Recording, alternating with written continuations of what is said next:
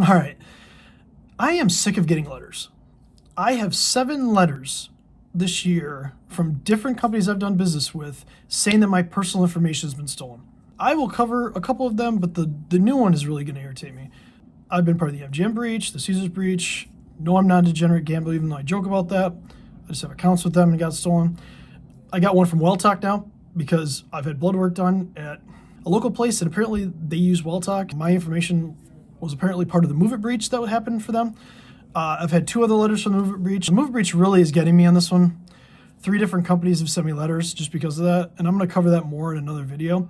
But the new one is Mr. Cooper, or Nation Star Mortgage, because at the end of October, when I talked about this, they got hit with ransomware. People couldn't pay their mortgages. They were down for a while. Well, it turns out they filed their 8K with the SEC. They filed their disclosures with Maine and California, and 14.7 million people had their information stolen. It gets better. Anybody that's ever done business with them, even if you didn't get a loan, if you just applied for a loan, your identity is probably gone. Now, what makes them so different? What makes them so different is they're complaining. They're like, hey, our guidance for the fourth quarter is we thought this was going to cost us between $5 and $10 million, but it's going to cost us $25 million now because we have to pay for identity protection for 2 years for all these people. Oh, I'm sorry. You have to pay for identity protection because your cybersecurity program was, quite frankly, garbage. You could say you were attacked. I'm sorry that you have to pay for the identity protection for 14.7 million people for 2 years. I think you should pay for it for 10 years.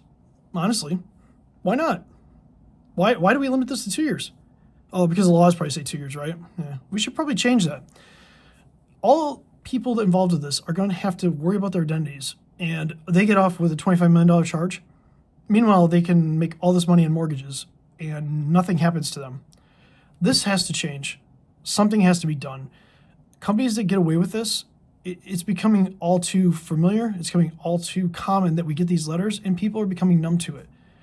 We have to demand better of people making laws in this country, and we have to demand better of the companies that we do business with, that they take care of things. And there needs to be punitive damages for things like this. I've never been a litigious person.